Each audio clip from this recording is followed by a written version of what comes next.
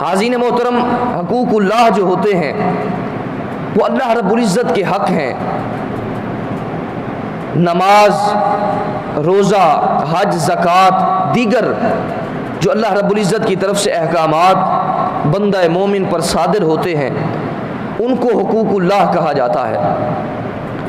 اب اللہ رب العزت چاہے تو حقوق اللہ، اگر کوئی شخص ساری زندگی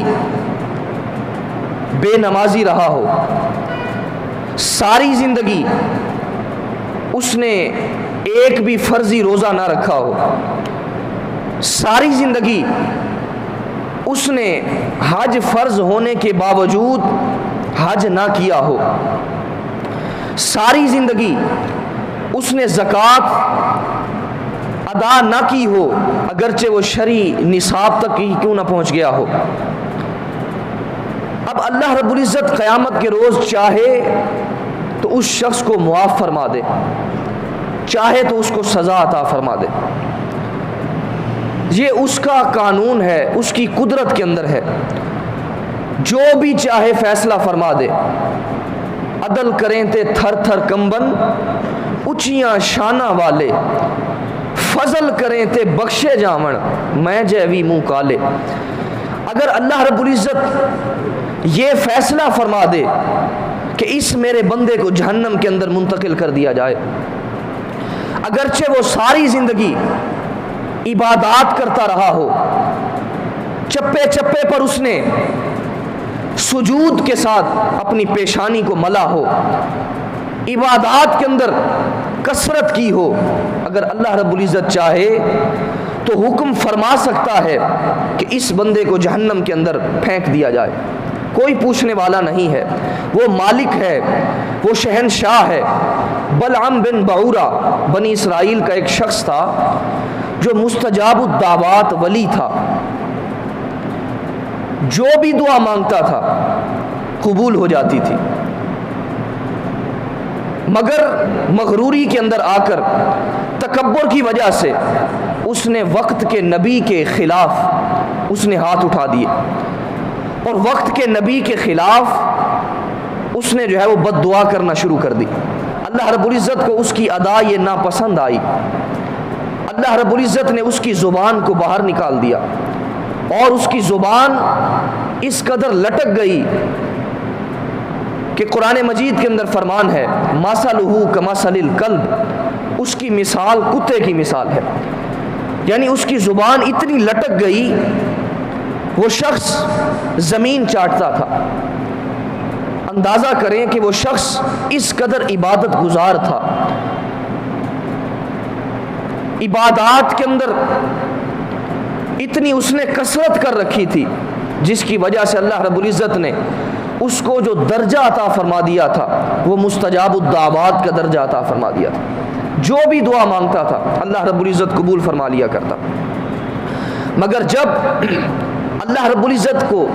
اس کی ایک بات ناپسند ہوئی، پسند نہ آئی، تو اللہ رب العزت نے اس کو ایسی سزا دی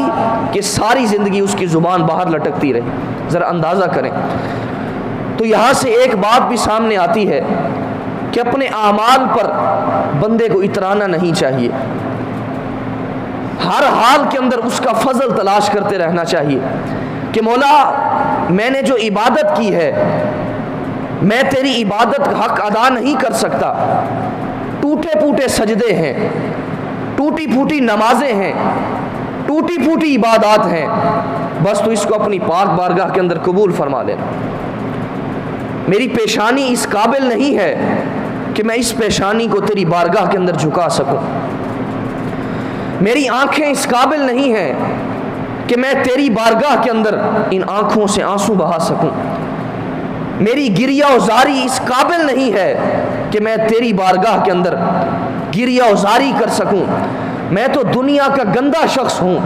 کمینہ شخص ہوں، اور دنیا کے اندر ملوث ہو چکا ہوں، دنیا داری کے اندر مگن ہو چکا ہوں. مگر مولا میری عبادت کو تو قبول کر لے تو تیرا کرم ہے، تیرا فضل ہے.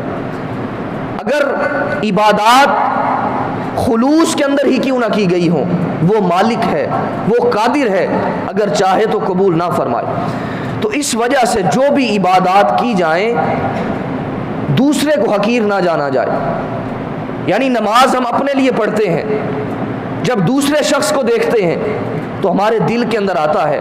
یار اس کی کیا زندگی ہے، یہ کیسا شخص ہے جس کو نماز روزے کا ہی نہیں پتا، یہ ایسا شخص ہے ایسا شخص ہے. ہم اپنی زبان گندی کرتے ہیں، مگر ہم تنقید تنقید کرتے ہیں، مگر ہماری جو تنقید ہے وہ تنقید مال اصلاح ہونی چاہیے. اس کو علیحدہ طور پر بلائیں اور اللہ رب العزت کی رضا کی خاطر اس بندے کو اپنے پاس بلا کر پھر اس کو بات سمجھائیں کہ تیرے اوپر یہ حقوق اللہ رب العزت کی طرف سے لازم کیے گئے ہیں، تو نے یہ ادا کرنے ہیں، مگر اس کا تماشا نہ بنایا جائے. تو قیامت کے روز